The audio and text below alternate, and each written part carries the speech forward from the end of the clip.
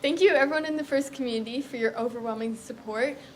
This is our impact video, and we hope that you are able to use it as a resource in the future. As a few disclaimers, this is not what our actual presentation setup looked like. The cart got broken in transport back from Houston. This is what the setup looks like. And I think that's it. Let's get into it. Hi, I'm Iris. I'm Maya. I'm Lily. And we are Team 321 The Robolancers from Central High School, a Title I school in North Philadelphia. With a mission to inspire and prepare the next generation of STEM leaders in our city, we created the Philadelphia Robotics Coalition, a nonprofit that serves as our brand of outreach. Our work has impacted thousands of students, including the three of us. Before joining the Robolancers, each of us were on a coalition FLL team. The opportunities we were offered inspired us to come to the Robolancers and support the efforts to continue to expand the reach of FIRST programs. We live in a city where 37% of children live in poverty. Only 28% of students under the age of 14 can read proficiently, and only 70% of high school students graduate on time. We use the programs FIRST has developed as tools to equip students with the skills necessary to succeed in their educational and professional futures.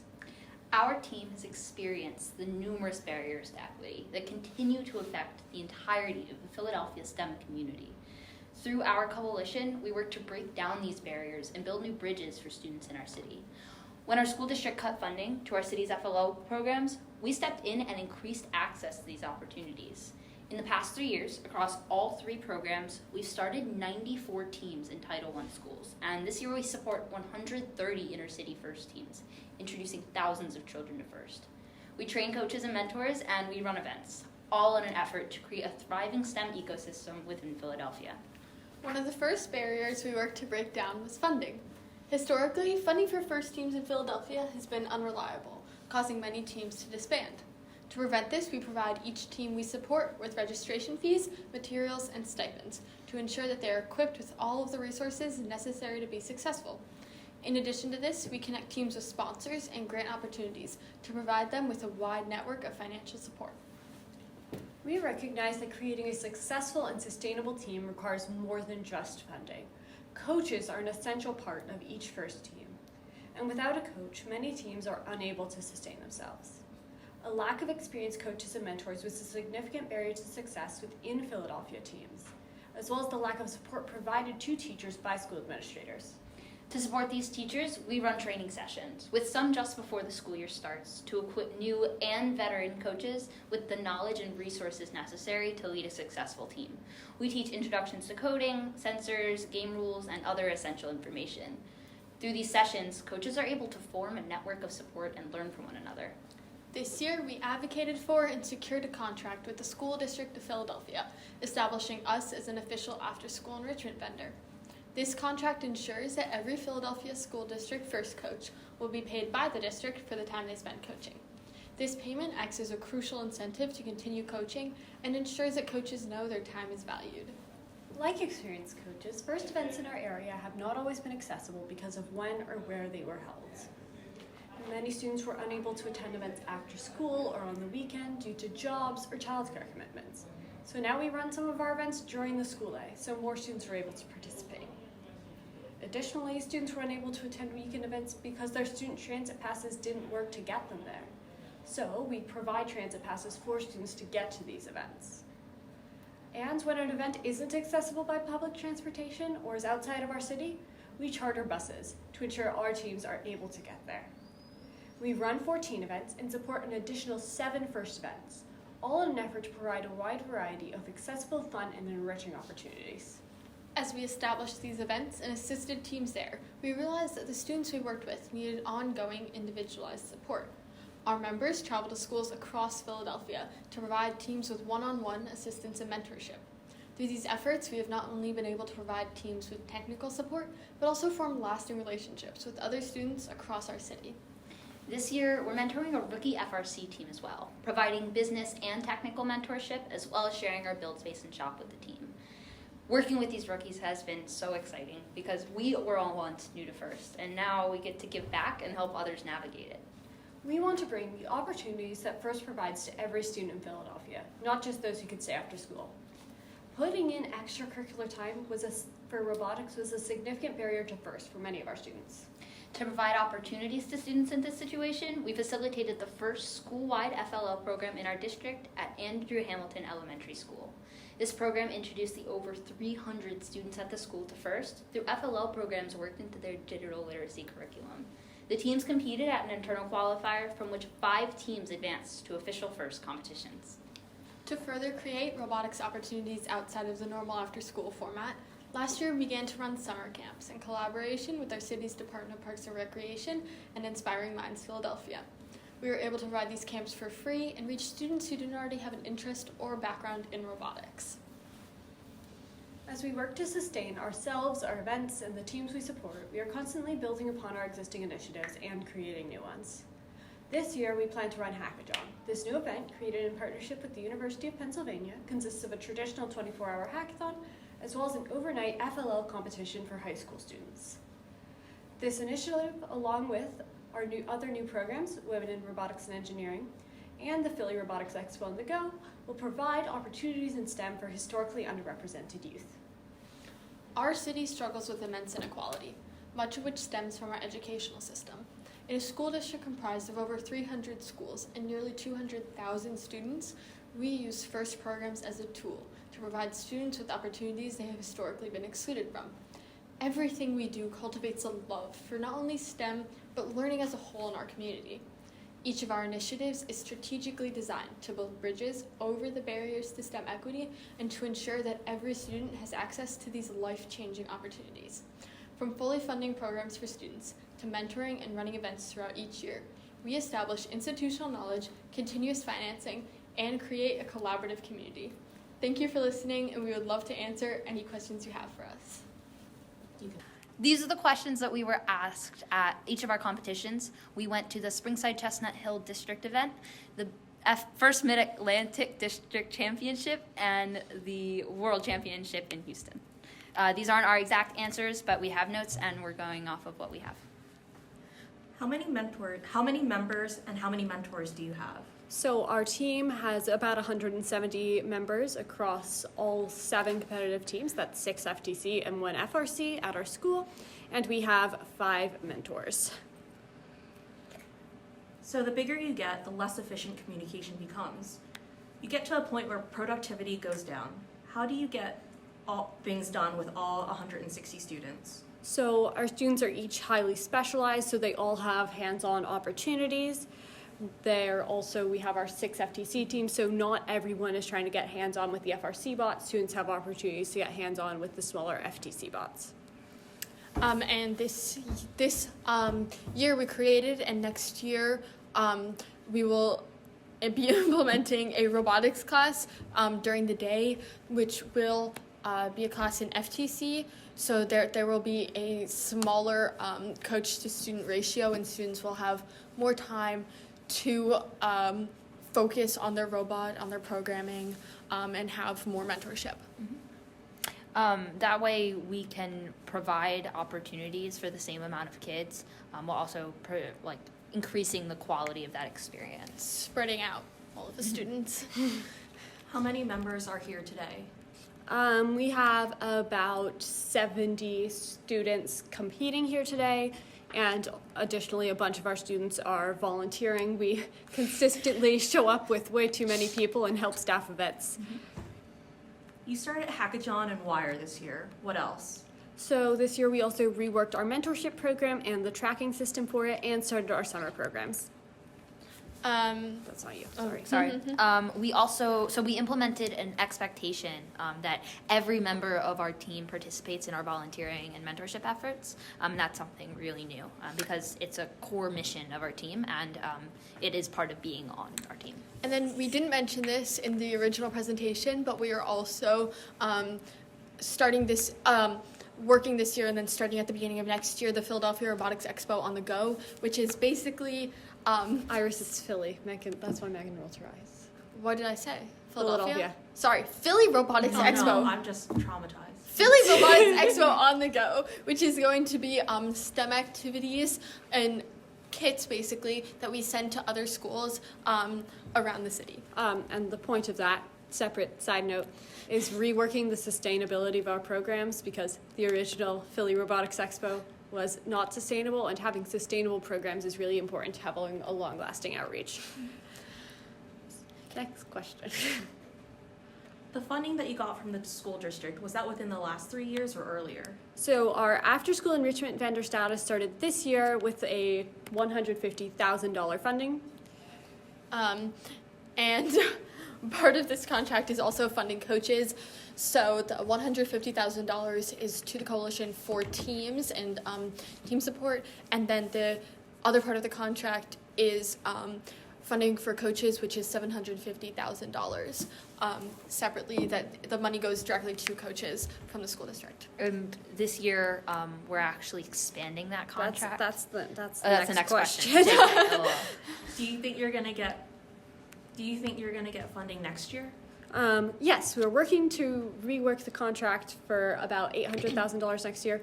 That was at the time we had this presentation. Currently, it's looking at like $910,000. Yeah. And that number is something we've been continually paying attention to and updating as we've gone through our season and You can presenting. probably tell from the different questions and answers that it is changing. We have had this question or question similar to it multiple times, and it has changed. The coaching program is cool. When did it start? So the coaching program has been a key part of our work for quite a few years now, but we've also expanded to train coaches in other areas like the Lower Marion School District. Yes, we expanded this year, and we ran more than we did in the past few years. So that was more like during the school year coach training. We So- kind of were able to identify the barriers to coaches being able to come and participate in those trainings, and so we kind of spread them out throughout the year to make it easier. And how many teachers are involved in that coaches training? I don't have the exact number off the top of my head, but we do coach trainings for both FLL and FTC. Separate side note, after this question, I pulled it all together and it's now included in our binder and submission documents. What are you most proud of? I am most proud of my mentorship specifically. It's just really exciting to see kids starting out on their first day of FLL and then choosing to go to a high school that has a robotics program solely to continue that and continue on with their career. And seeing kids that I've gotten close with growing up through the program has just been really exciting to me. So I said mentoring them, and then also seeing them after you've mentored them at the competitions and getting to be both a friendly face for them, someone who they'll wave hi to as they come into the building is always a great feeling. Part of their success. Yeah. What did I say? It says L. Oh, All of our events. I'm most proud of all of our events. I think that we work really hard to make every event a really fun atmosphere. We have a spirit booth at every single one of our events where kids can get their faces painted. We sometimes have nail polish. We always have poster making supplies so that kids are able to make posters for their teams. And it just makes the whole event so much more fun for team members, parents, and the volunteers. Iris is our DJ, so she knows And a little bit about that. The music, it makes it way more fun too. I'm the best DJ ever, I think. it's just Taylor Swift. I make the events amazing and I fun. think she might have I'm the actually only said this in our reason. presentation. I'm the only reason people come to our events. You have a lot going on with schools, funding, the coalition. How do you decide which programs to move forward? So we like to focus on providing a diversity of programs. So this year we're working with the Lower Marion School District to provide them with coach training and run events for their FLL programs, building connections with other teams in our area and in the country to bring the lessons we learn to others, where they can use their knowledge of their area and our knowledge of how things work to kind of bring it all together. That's Lily's. Yeah, I think that our work is never over because Philly is big. It's a large city. As fast as I can. Philadelphia is a large city, and there's even though we are working to break down the barriers and build new bridges, there are always going to be issues within cities. We can't solve every single issue. So even though we are working to branch out and work with other places and other people and other teams in those places, we do always have to have a focus on Philadelphia, on our city, because our work is never truly over. I think also like what I was trying to get with that is that we keep the initiatives that help our city going. You know, it's not based on anything except what actually helps our community. The things that we find are successful, that's what continues. What is your relationship like with your school district, and how did that come about? So the way our relationship works with our school district is sometimes the school district gets money for STEM, and sometimes it doesn't have money for STEM, and it tends to pick and choose when programs can exist based on when funding's coming in. We came in to make money last and sustain programs from the years where there's massive grants that can start hundreds of teams through the years where there's no money for STEM programming in our district at all. And this year we're actually working on revamping our contract that we mentioned in our presentation with the school district to include a budget for a development director for the Philadelphia Robotics Coalition, so that we are able to have funding coming in from the school district and other sources of funding, and then make that funding last, and to find new ways to fund our teams and the work that we do, and having a professional who has worked in similar fields and organizations will definitely help with being able to get more money and then sustain that money. The team has been around for 25 years. You have a lot of experience. What can FRC do better in big cities? So our students speak 20 different languages, which means that when it comes time to sign up, oftentimes it's hard for them and their parents to get through the FRC website. So that's been a really big barrier for us and many of the other teams in our city. So yeah, because of a lot of parents couldn't sign up, we are working on a project to translate the sign-up process and make it so it's more accessible for students and families who don't speak English. Mm-hmm. But that's something that FRC could do better, is make all of their portals and websites more accessible. Can you tell me about the organizational structure of the coalition? So the coalition is a nonprofit organization. It has a board of directors, which consists of alumni of our team, stakeholders from around the city, and we also have 2 full-time employees who support daytime operations like meetings while we have to be in school. We do all the work. We do so much of the work. We do the brunt of the work. We hire adults so that we can kind of expand on our limits. We can do things on a larger scale that are hard to do as students move through our program and leave, and some things we just can't do as minors, and so they help us kind of continue. And if you're interested in more of this, we have a Venn diagram of what the students do and what the full-time employees do in the Philadelphia Robotics Coalition, and it is a part of our published impact resources that are also going to be published online on our website. How does the coalition operate? So outreach is a key element of our work. We have learned that we are good at teaching people how to build robots when you know how to build a robot. So having a management side to get those people to teach, and people who know how to build the robots to actually teach those skills. I assume each of you are heavily involved with the coalition. Are you a robot builder? What are you getting out of a STEM program if you're not? The experiences I'm personally getting out of a STEM program is real-life business skills that help change people's lives and provide invaluable opportunities for myself and my community. I am a robot builder, but I have learned just so much about how to speak publicly, about how to teach and mentor, and how to just be more confident in myself. You all are in the same school, right? Yes.